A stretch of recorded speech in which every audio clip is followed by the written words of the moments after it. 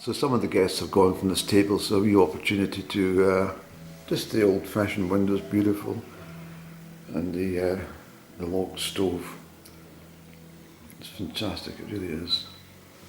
Years and years of fierce burning from the open fire, probably. Look at this old Highland structure there. You can't see it in that light, unfortunately, but it's a wooden structure with a kilt and tartan hat on. It's beautiful.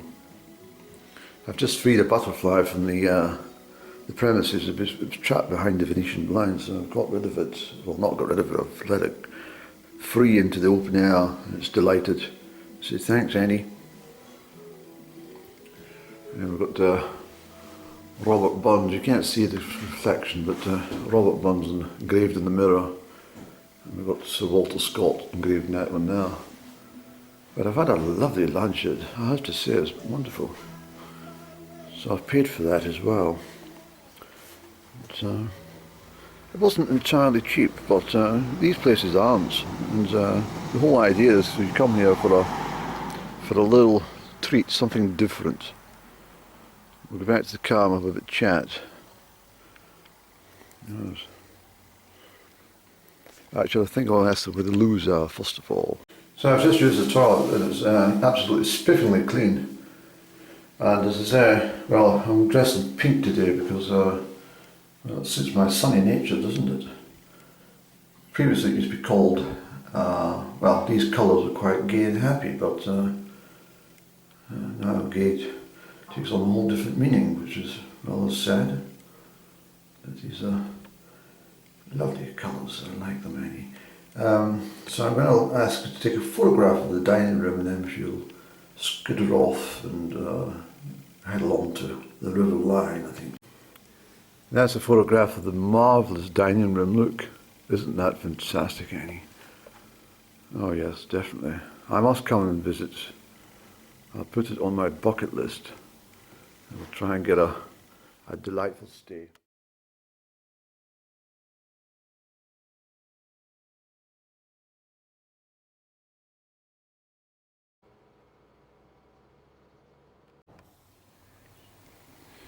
It's absolutely fabulous here, isn't it? It really is, it's wonderful. And there's a lot of noise from these delivery trucks, but it can't be helped, Annie. One thing that concerns me greatly, I mean, I've been looking over here in the beautiful apple tree and the thatched cottage behind and stuff, but the grounds seem to be a little bit tired. There seems to be an abundance of weeds, and I've never really understood anyone who's put stones on top of probably half decent soil at one time. But yes, I think possibly I might say to them, look, why don't I come up here, I'll do a damn good job in your garden, and you can give me breakfast free of charge. I think that might be a solution. Yes. I think I'd perhaps phone them and say, look, can we have a deal? I'll pay for the accommodation, but you give me free breakfast. Or, if the breakfast is included in the tariff, then I'd be very happy to do some work on the borders and get them back into, healthy state. And if they say, well, that's a fantastic idea, why don't you just take the whole night free? In fact, why don't we just give you the whole weekend free? You can spend the weekend doing all you're doing, and no rush. And if you want an aperitif before your evening meal, feel free. It'll be on the house. So I thought that'd be a great idea. Yes, well, it's rather hot and sticky becoming. It's I wouldn't be surprised if that's at least 24 degrees today. Possibly 25, but the Met Office will hold that down as 32 or 34 degrees. Yeah. Can't win with these people. But it's certainly very delightful, and I think I'll have an autumn stay here. I've convinced myself that I'll make some inquiries as to how it's possible to have a decent stay at the Fortingall Hotel. So I'll pick you up when we get to the River Lyon for a bit of chat. It's almost a year ago since I was staying at that spot. I want to go back to that little shady part and watch the river. I'm waiting for this delivery truck moving. He's trapped me in. But poor chap, he's got to do his business, and I don't want to be fraught with him. So I've just allowed him the necessary time for him to carry out his duties satisfactorily. I have to say it was an ideal lunch. It was, as I told you, I opted for the roast ham and mustard. I said to the girl, I says, that mustard is it a Fulton Mason product? And she didn't really know what I was talking about.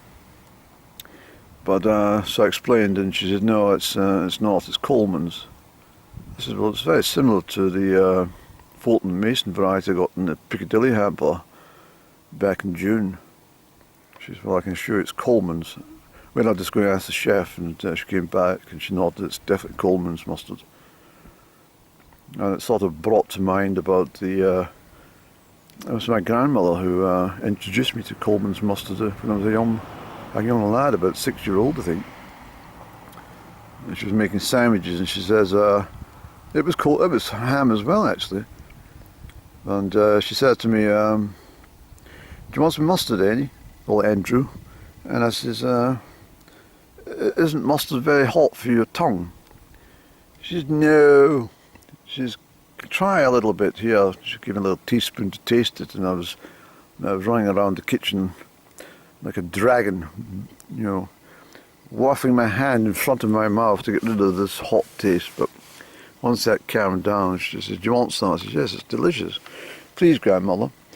And so since then I had almost had a taste for English mustard. I mean, French mustard's all right, but I do like the English variety. But I mean, I've got the powdered mustard in the house. That's Coleman's, but it's not the, you know, you've got to add water yourself, make it into a paste. I use it dry for soups, and particularly for macaroni and cheese, not mac cheese, macaroni and cheese. And anyway, I remember being at the childhood home with my parents, and I said to my mum, I says, Mummy, I says, why don't we ever get mustard? She says, because no one likes it. I said, I love it. Can we not get mustard? She says, no. She says, I'll not get mustard just for you, Andrew. And she said, I don't know where you get all these thoughts from. I said, well, Granny gives me mustard. Why can't you? And she said, well, I'll get you some mustard, but it's coming out of your pocket money. I said, well, I don't care. At least I get mustard. And from that day onward, there was always mustard sitting around in the... Yeah, so it's returned to some sort of peace and silence, and the ambience is beautiful now. The truck's away. It gave me an opportunity to delete footage because my memory, well, it conked out, didn't it? But what I was saying there, in case I did lose the last words to the sentence, is you know, Mummy did eventually get round to buying me English mustard, Coleman's English mustard, little jar about that size, and it was always held in the house for me. So that's Andrew's. No one else touched it. They didn't like it. And she did deduct it from my pocket money on the first occasion, and it became part of the routine in the shopping. Make sure Andrew's got his mustard. It's, you know, there's always, what I was saying there before it cut off, is just always sitting in the kitchen larder, ready for use. I used to use a teaspoon, take it out, and put it on sandwiches and potatoes and stuff like that. So I love English mustard. And I mean, My mother says to me, she says, I'm not sure where you get all these ideas from, Andrew. You're always a station above you in life. I said, because I've been here before, Mother. I'm very used to it in the mansion house. And they used to chuckle away. They used to always joke and laugh with me that, that I'd been here on the earth before. And I said I had. I was a very rich gentleman, very wealthy, and that's why I come to these places like Fortingall, and I'm always seeking out the best in life and superior things, and like Portland Mason, and that's because of something I used to. And as I mentioned to you people before, I said I've also been a tramp.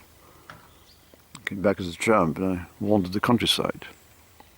That's why I'm very capable of lying under that hedge if I wanted to, and snoozing away all night, with the rain pitter-patter on top of my brow, and walking X amount of miles and chapping someone's door and said, "Do you have a slice of bread and a cup of tea, please?" "No, go away, smelly man." "No, don't be so rude. I'm going to the river to wash today, but I need a cup of tea and some bread, please. We'll give you a couple of biscuits and a glass of milk. Will that suffice?" "Oh yes, please, thank you very much."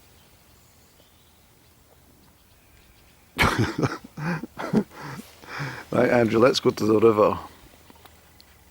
It's beautiful today.